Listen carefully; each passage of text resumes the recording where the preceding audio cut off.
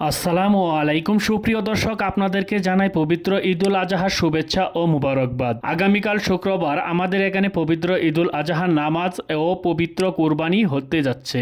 বাংলাদেশে সম্ভবত শনিবারে অনুষ্ঠিত হবে। দুবাই ভিসা প্রত্যাশীদের জন্য আজকের এই ভিডিওটি। আপনারা অনেকেই অনেক অপেক্ষার প্রহর গুনছেন কবে দুবাই ভিসা চালু হবে। অনেকেই দুবাই ভিসার সর্বশেষ আপডেটও জানতে চান। ইতিমধ্যে দুবাই ভিসা চালুর প্রসঙ্গে অনেকেই বলেছেন ঈদের পরে ভিসা চালু হবে, আবার অনেকেই 100% শিওর দিয়ে বলেছেন জুন মাসের শেষের দিকে ভিসা চালু হবে। কেউ কেউ আবার বলছে যে জুন মাসের মধ্যে অবস্থায় ভিসা চালু হবে। এমন হাজারো ধরনের নিউজ সবার সামনে ঘুরপাক্কা। এইসব নিউজ দেখে আপনারা অনেকেই বিভ্রান্ত হচ্ছে। হাজারো মিথ্যায় মন গড়া বানানো নিউজ সোশ্যাল মিডিয়ায় বেশি বেড়াচ্ছে। এইসব মিথ্যা নিউজের উপর ভিত্তি করে আপনাকে আর্থিক ক্ষতির দিকে নিয়ে যাচ্ছে। আরব আমিরাত বা দুবাই ভিসা আজ পর্যন্ত সর্বশেষ আপডেট হলো এখনো ভিসা বন্ধ আছে। হাই প্রফেশনাল ভিসা হচ্ছে, তবে অনেক স্লো হচ্ছে। আশা করা যাচ্ছে জুনের পরে আবারও আগের গতিতে ভিসা হবে। বর্তমানে নামমাত্র ভিসা দিচ্ছে। যদি বলি লেবার ভিসার কথা,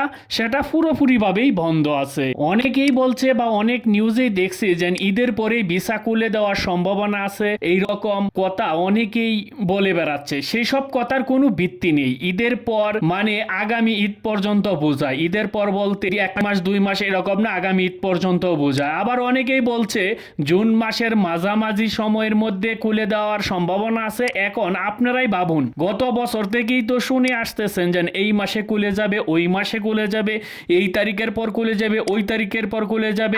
এই প্রধান উপদেষ্টা বৈঠক করেছে, সচিব বৈঠক করেছে, কই খুলেনি তো এখনো। এখন পর্যন্ত তো আরব আমিরাতের পক্ষ থেকে কোনো প্রকার বিবৃতি আসেনি যে এই মাসে বা ওই মাসে ভিসা খুলে দেওয়া হবে। কখন ভিসা চালু করবে সেই বিষয়টা সম্পর্কে কেউ কোনো তথ্য দিতে পারবে না। এটা আরব আমিরাতের বিষয়। তারা ইচ্ছা করলে খুলে দিবে, না ইচ্ছা করলে খুলবে না, এটাই তাদের বিষয়। এখানে কোনো অফিসিয়াল ভাবে এখন পর্যন্ত কোনো আপডেট আসেনি যে আপডেটের উপর ভিত্তি করে বলা যাচ্ছে যে অমুক তারিখে খুলে দেওয়ার সম্ভাবনা আছে বা অমুক তারিখে খুলে দেওয়ার সম্ভাবনা আছে। ঈদের পরে ভিসা খুলে যাবে এমন মিথ্যা তথ্যের উপর ভিত্তি করে কেউ কোনো দালাল বা এজেন্সির সাথে আর্থিক লেনদেনে যাবেন না বা জড়াবেন না। ভিসা চালু হয়েছে, তারপর ভিসা না হওয়ার আগ পর্যন্ত কোনো প্রকার ধার দেনা বা ব্যাংক লোন ইত্যাদি আর্থিক লেনদেন থেকে বিরত থাকবেন। দেখা গেছে যে ভিসার কথা শুনে অনেক এজেন্সি বা দালাল আপনার কাছ থেকে টাকা অগ্রিম কিছু অ্যাডভান্স নিতে চাচ্ছে। দেখা গেছে আপনি সুদি করে দিয়েছেন বা ধার দেনা করে দিয়েছেন বা ব্যাংক লোন করে দিয়ে দিচ্ছেন।